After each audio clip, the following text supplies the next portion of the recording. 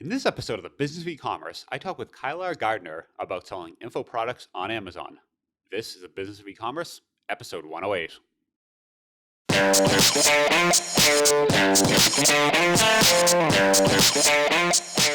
Welcome to the Business of E-commerce, the show that helps e-commerce retailers start, launch, and grow the e-commerce business. I'm your host, Charles Plesky, and I'm here today with Kylar Gardner. Kylar has published more than 35 books on Amazon, writing and designing many of them herself. She's currently traveling full-time as a digital nomad and working on her first novel. I asked her in the show today to talk about selling info products on Amazon. So hi, Kylar. How are you doing today? I'm good. Thanks for having me. How are you? Yeah, awesome to have you on the show. I love talking to retailers, and I don't know if you call yourself a retailer, but folks kind of out there selling and doing things. It's always kind of interesting to really get the tactics on someone who's actually doing it today. So super excited for this. Yeah, me too. So currently you published, you said 35 books on Amazon, right? And these are all are they under your name or are they under different names? Or what do you typically do?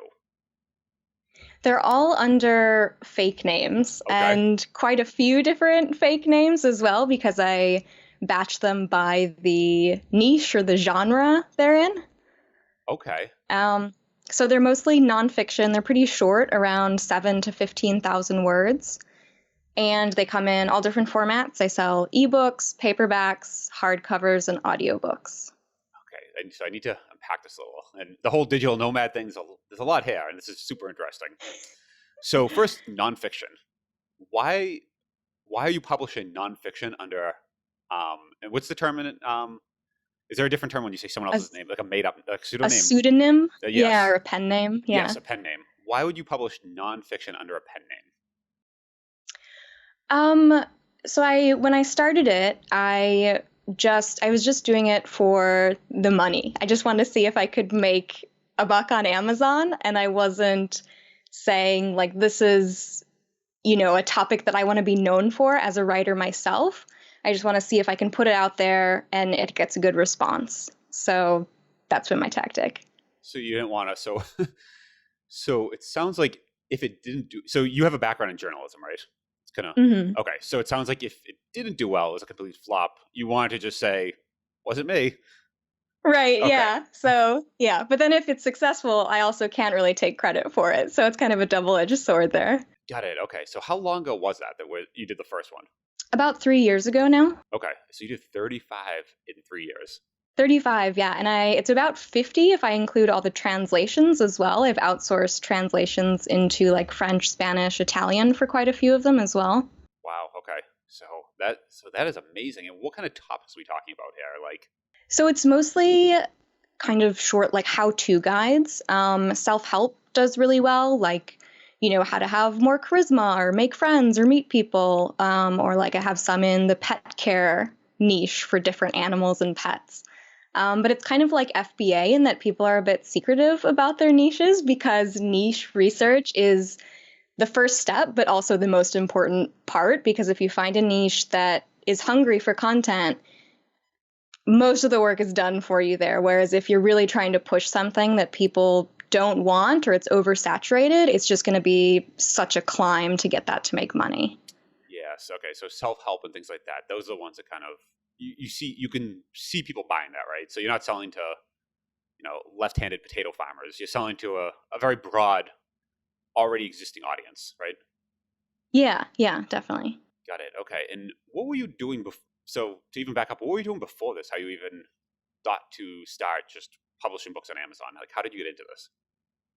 So you mentioned I have a background in journalism. That's what I studied in college. And then I worked as a journalist for about 3 years in my hometown of Chicago. And then I wanted to travel, so I found a job working for a software company. It was remote. We had 3 months of training in Vietnam, which was super cool, and then we could work from anywhere. So I was just doing customer service for them, but it was a software program that helped people sell on FBA, like look at their analytics and their keywords and all that. So I learned how to optimize Amazon listings and find keywords and find niches and all of that. So then when I left that job about a year later, I had both the writing background from journalism and then the Amazon background from the job. And it was so easy to just combine those and start a Kindle business. It's funny. I love these like origin stories where it's when you tell it like that, it sounds like such like a straight road. Like I just did this and did like all these things just happened in this line. But I have a feeling it's never really like that in real life. Like telling backwards, it sounds like a straight line, but usually going forwards, it's like curvy, windy road. Is that kind of what you've Right. And much experienced? more stressful. Like that in that version. It's like I slept soundly every night because it was all laid out and predestined. But yeah, when you're on it, it's so messy and you never know what's coming next or what's going to happen. Yeah, I think this is a good message for people because every time it always sounds like like happiness and sunshine and all these things, and it's a straight line, and like I just follow the path. But like it's so not that. Were there kind of struggles along the way where you weren't sure or kind of had a difficult time, or was it really sunshine Oh, and for rainbows? sure. Okay. No, no. My first book actually took me about 6 months to finish. And I don't think it was actually the tasks I had to perform to finish it. It was the mindset of just writing a book and publishing a book sounded like such a huge, intimidating task. And it really took a lot to work through that and find that motivation and overcome the fear and the worry. And now I can like conceive of a book and write it and publish it in maybe less than a week. So that first one was really just you felt like you're in the darkness, and you're just looking, what's the path? I can't even see where I'm going. I don't know how to do this. Um, so yeah, that was really hard in the beginning. And then of course, as you grow and learn more, there's also always going to be new challenges. Like now I have to learn how to do Amazon ads, and I once again am in the dark and can't find my way. So it's just constantly a learning process. When you say it was fair, like what is the fair initially in this? Because you knew how to write, you had a background in writing, you knew how to kind of work with Amazon. So where did that fair come in? Um, I guess you worried that, or I worried that that I couldn't do it.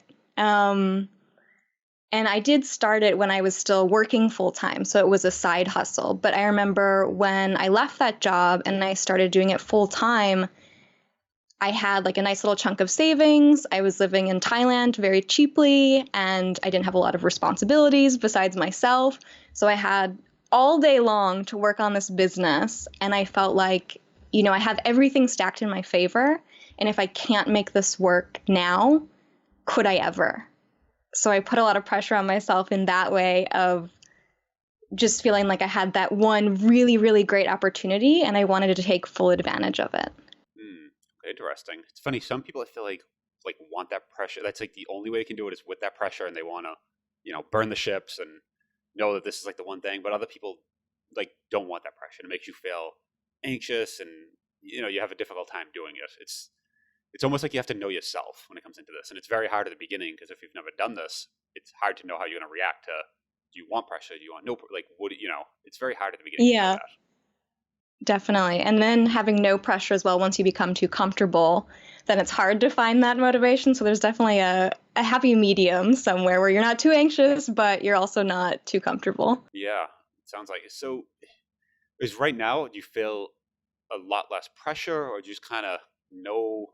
Is it more like you know how to do it, and it's just kind of waking up, putting in the time, doing the reps, and you kind of this is how it's gonna work once I do it. Yeah, for the nonfiction, I think so. I feel like that, and it's also pretty passive. So that's cruising along quite well. I feel comfortable there at the moment. But then I'm trying to now write a book under my own name. So once again, taking that next level, learning something new. And so then I'm once again uncomfortable and anxious and struggling again. So, Well, that's actually the way you're talking about doing that, right? So instead of going all in at the very beginning and saying I'm going to write under my own name, I'm going to put all this pressure on myself, and it's going to be too much. It sounds like you started off with like just enough, where you had the pressure, but you knew, okay, if this fails, I'm going to do it under a pen name, a pseudonym sort of thing, and I can just kind of wash my hands and pretend like it never happened and walk away, type of thing. Versus like doing it in your own name, there's a lot of a lot of stuff, a lot of like emotional stuff gets caught up in that, where you're going to tell your family and friends, hey, I'm writing a book. Like you're going to really like it. It's hard to do at the beginning, kind of come out with that big splash. Yeah, for sure. And I did have a step in between where I wrote another novel under like my first real name, but a fake last name. So it's like little stair Wow, steps you're towards my really, real name. yeah, no, I like that though, because you're not just jumping in head first, right? You're really doing these stair steps where if this fails, like okay, there's like an escape hatch, and okay, now we did it. Let's do a couple more. Let's kind of okay, now it's getting a little more mundane, and now you kind of go to you're using your real Right. first name, and then now that's the next big step, using your real actual name. Right. And I was curious if you felt this at all, because I think you started with drop shipping, right, which is like can be a very anonymous business. So when you started Spark Shipping and you were like, I'm the owner, I'm the face of this, did you feel any of that as well, of needing to make a splash and impress people? And 100. I For the longest time, I don't even think I told anyone. really? When people ask what I did, I just kind of was like, I work with computers. People are like, oh, do you like do you like work at Best Buy? Like we don't really know what you're doing, and like I just work with computers, and like I just literally had like the strangest answer because I didn't know at that point, and I didn't really want to tie up my own self image in that because I wasn't same thing you're talking about, which is interesting. I wasn't sure if it would succeed, so I kind of did the same thing of and like you said, yeah, drop shipping, you can just you hide behind the name of the site, and it's not when you go to like a about us page, you don't actually see the founder and like here's my bio. You just see like, hey, we sell some products. Here you go. So it's kind of the same thing. It allows you this level of you're doing it, you're selling, but it's almost like you're trying to see if you can do it. And then at some point, you're like, all right, now let's tie up my self image in this, and like let's type my name and like who I am in this, and it really becomes, and then you actually tell people this is what I do. So I can totally respect what you did because I kind of did the same thing for all the same Uh-huh. reasons too, which is interesting. Yeah. So now, so now that you're kind of getting some of these books out there, how do you actually go through that selection process? Like, how do you find what you should be writing about? 'Cause it kind of sounds like you're not tied into one particular topic. This isn't like, hey, you are the expert in X, and you're going to only write about that. You kind of sound like you take a different approach to selection. Yeah, I try to find something that I think with some research I can write about, which is a lot like journalism. Like you find a topic and you don't know much about it, and then you go learn about it and you rewrite it for other people to read. So nothing super technical or like medical or health related or anything.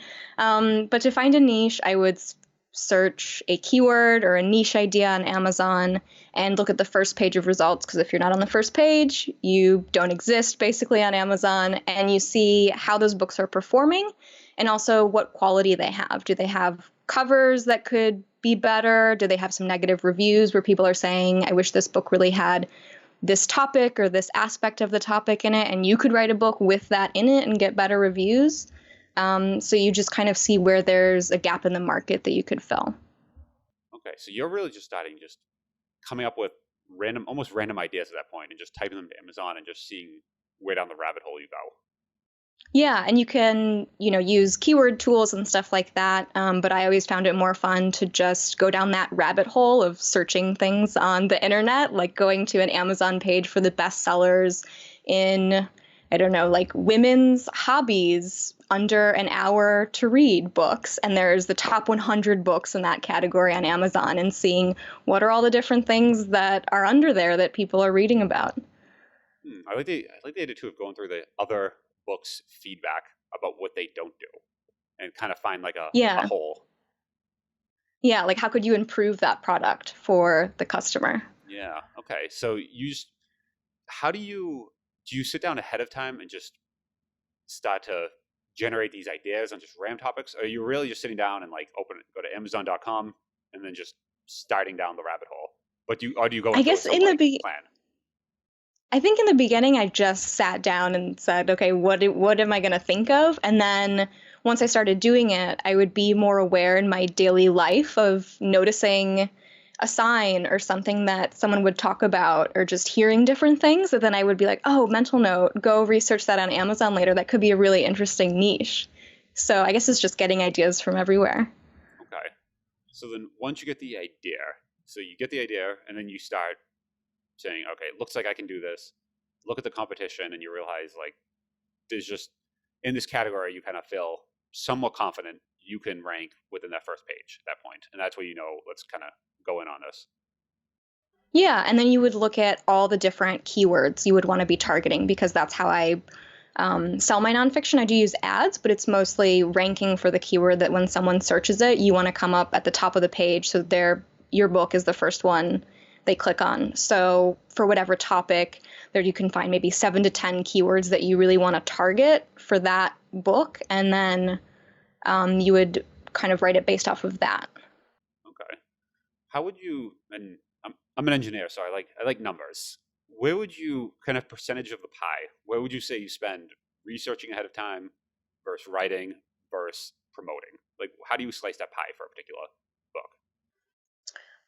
book? Researching, I think, is well, finding the niche and would be different than then researching the niche once you've Oh, found okay. it. And Yeah. finding the niche would maybe be like 50% Wow. because you really want to find, maybe not that high, but in importance, at least 50%. Time, maybe like 35%.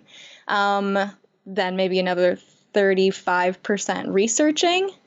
We're gonna quiz you if The these don't writing, add. We're gonna quiz you if these don't add up to 100. So I know. Okay. someone's keeping track. What are we Okay. at? Yeah. Okay, I've got 30% left. That's not very much. This Yeah. is totally inaccurate. But I think writing is the easiest part for me because once I have all the information, I worked in journalism, so if I just set myself a deadline of I need to crank this out in a week, I can sit down and just burn through that information really fast. And then I sometimes design the cover, sometimes outsource it. There's also writing the listing, which is like sales copy writing versus the actual informational writing of the book. Once you found your keywords, you kind of have to put it all together in the Amazon backend, which doesn't take very long. And then in terms of promotion, that doesn't take too much time either because there's different promotion sites you can use where you just pay them to send your book to their list when it's free or 99 cents, and then running ads as well through Amazon PPC. Oh, so when you say there's different sites, they can promote your book to. So you don't promote it to your own. You don't try to generate your own list, but you find others with a list, and they try to promote your book to their list. Yeah. It would be a good idea to try and build my own list, but it's just something that I've never gotten traction with, especially because in the beginning I was testing out so many different niches. My books are kind of all over the place, so there's not really one niche that I can really put all my books in. So I would have to kind of build all these different lists, and that's just never been, since they rank for keywords, that's never been a huge priority, though people always tell me that I should build a list and then sell like courses and upsell people on products and things, but I've never gone into any of that. So you're just finding other folks that are willing to promote your books, but what do they get out of it? My money. It's Okay. just like $40, $75, and they have a list of readers who want discount books.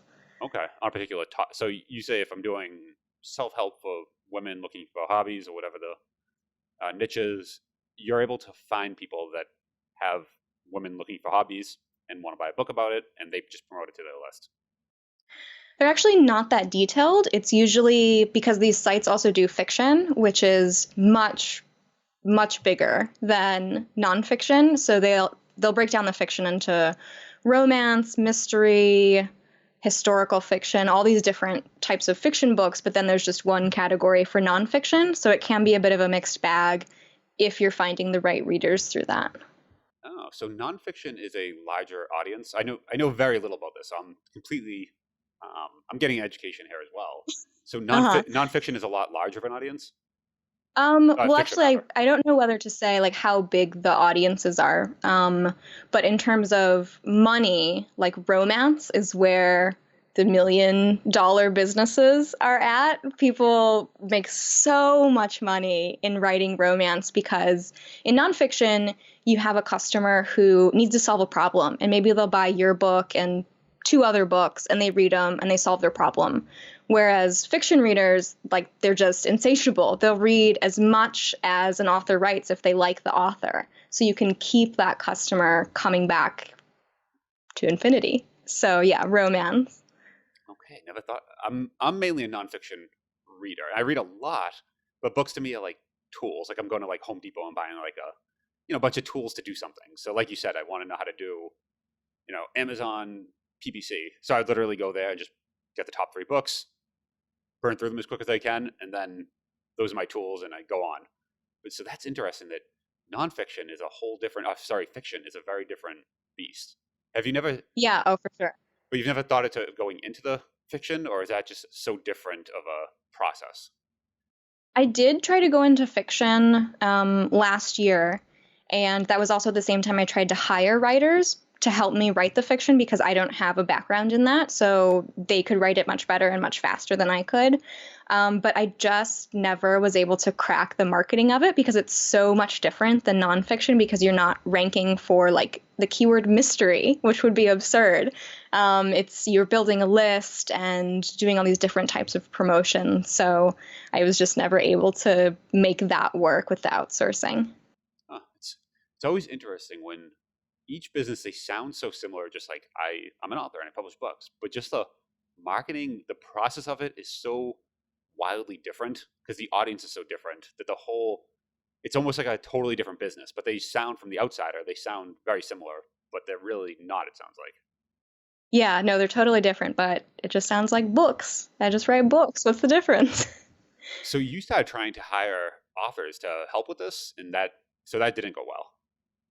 It did not go well. I think another thing I learned about myself was that I don't enjoy managing people and I don't enjoy building systems and automating things. And I think I felt that to be a good entrepreneur or the right type of entrepreneur, I had to build a business that I could scale and then like automate myself out of. So I was just an owner. Um, but I just kind of wanted to write and tinker around with stuff when I wanted to and not have this big team or this big machine.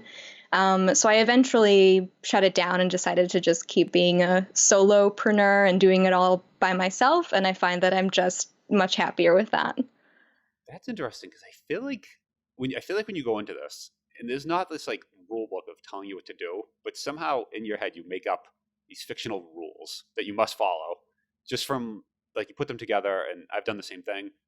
And as you're doing it, and you're conforming to these odd rules, and then as you're doing it, you're realizing I don't have to do that. Like I can actually just do anything I Right. want. I'm not like there's no one anymore forcing me to follow this rule. I made up. You essentially make up a rule and you follow your old made up rule down this path that makes no sense, and then you realize I don't need to do that. Yeah. Do you have any that you can think of right now that you followed, made up rules? Yeah, probably a lot on things like hiring, for example. Everyone, very quickly people want to see how large of a team you have, and I think people do that as a proxy of success.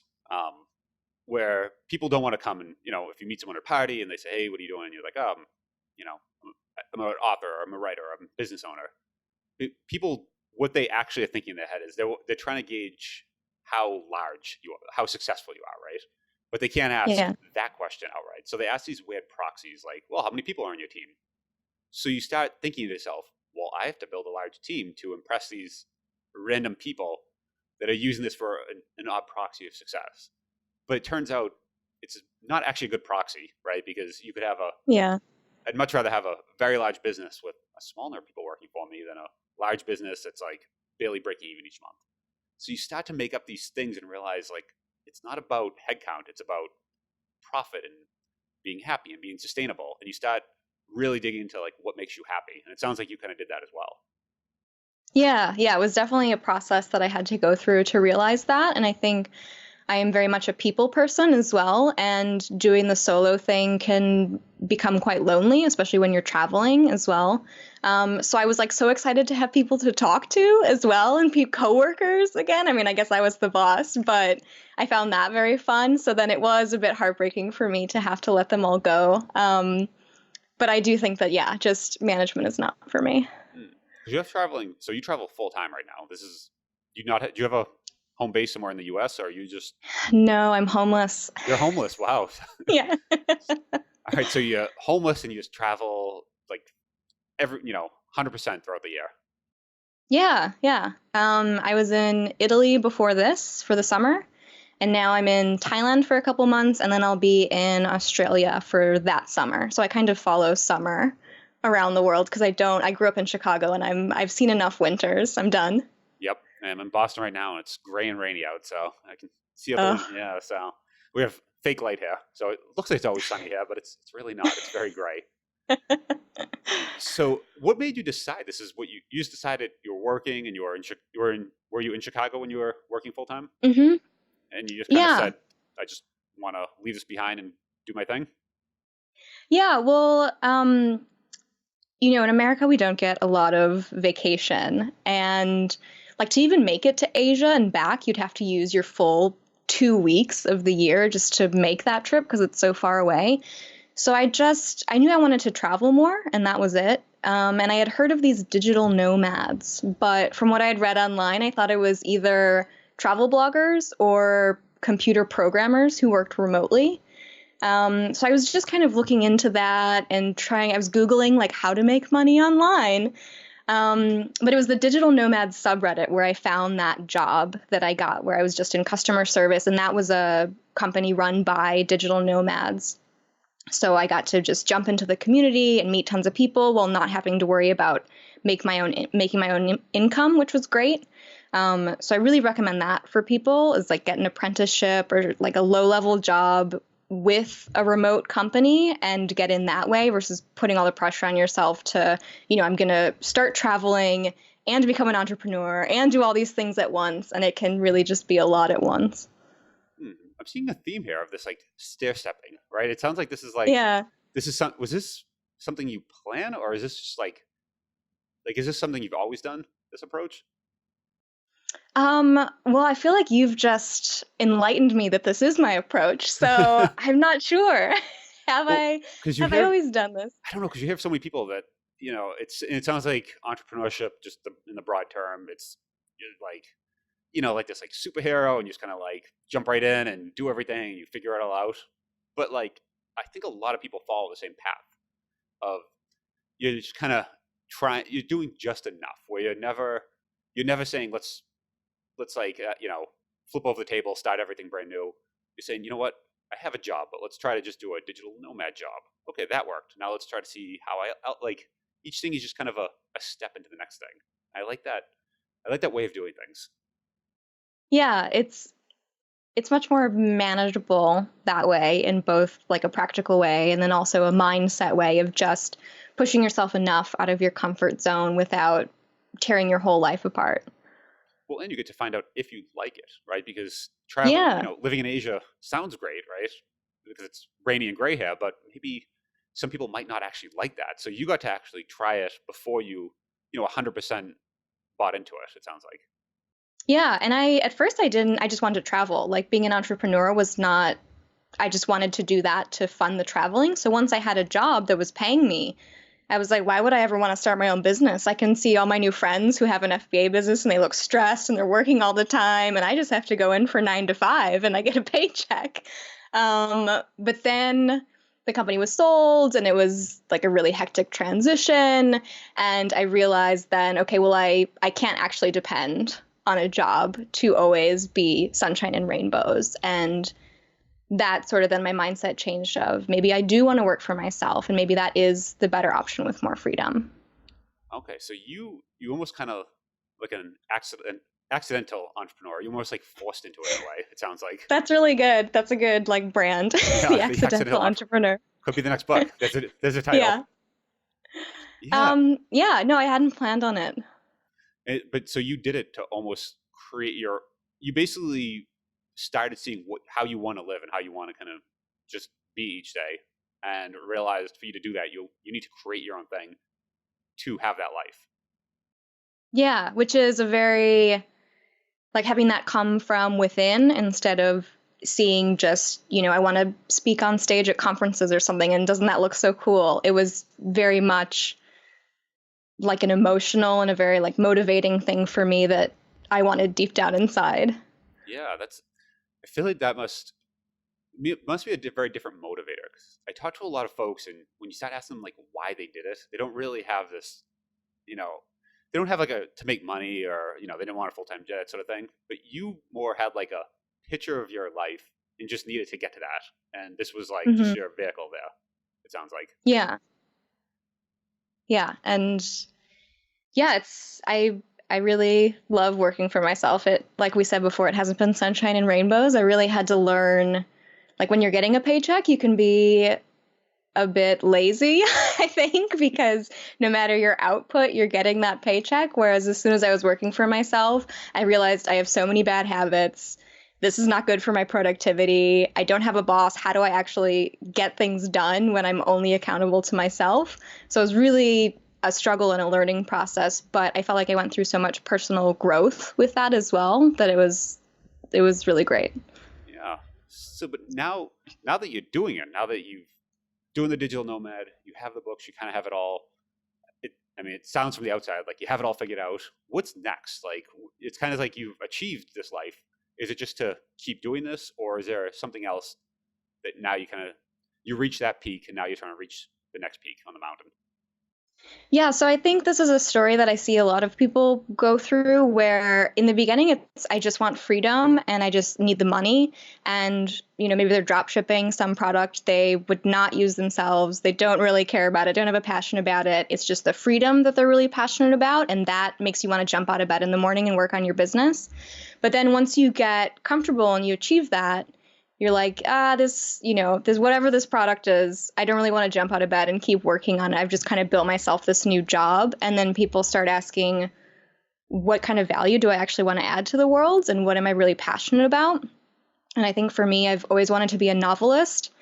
And I'm starting to dip my toe into the water of fiction. I've been working on this book for a while. And I would really love if I don't have to depend on the nonfiction for an income for the next 5 to 10 years, and I can transition into being a full-time author under my real name and really make that my career as a writer. So that's super scary, and it's really hard and it's just another stair step that I'm going up. Yeah, it sounds like it's definitely a pattern. I can see you stair stepping.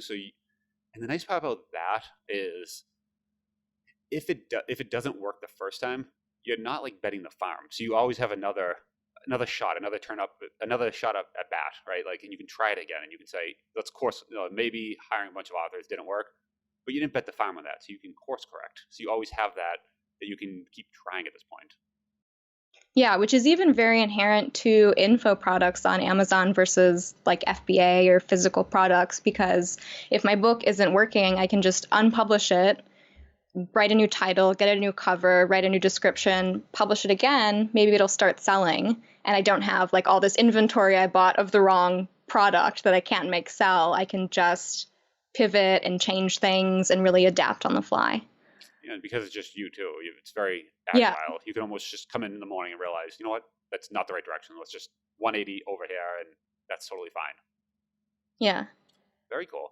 Before I let you run, actually, I'm just curious: is it now that you have 35 books out there, that sort of thing? Are you making more money during the upfront publishing, or is it something that you have this catalog where those make residual income, and at some point that would just reach this threshold where, you know what, I don't have to do this anymore. I can choose to write novels. Like, how does that work? Yeah, I when I first started, I was publishing so many books, and now it's only every few months that I'll publish one, because they once they're published and they're ranking, that kind of builds on itself. That more people see it, more people are clicking, more people are buying, and that just reinforces it over time. So yeah, it's pretty passive once they're ranking. I do manage the ads a bit. But yeah, I like it for that as well because it's really not a day-to-day grind. It's just that really upfront work and then just managing it after that. Yeah, very cool. So you build up a catalog, and then you're able to basically keep getting value out of that almost indefinitely. Yeah. Yeah. Very cool. All right. If anyone wants to kind of see what you work on now, or if there's anything you want to plug, where can people follow you, or where can people check out what you're doing now? Yeah, so I will plug my novel that I've been working on. It's a thriller about digital nomads living in Thailand. So if anyone's familiar with The Beach, it's kind of like that. It's a bit dark, murder and mystery, but I'm just setting it about 20 years later, so everybody has laptops. So my website is kylagardner.com, and people can find me there. Awesome. We'll link to it in the show notes. It was great chatting. Thanks for coming on the show. Yeah, this was great. Thanks, Charles.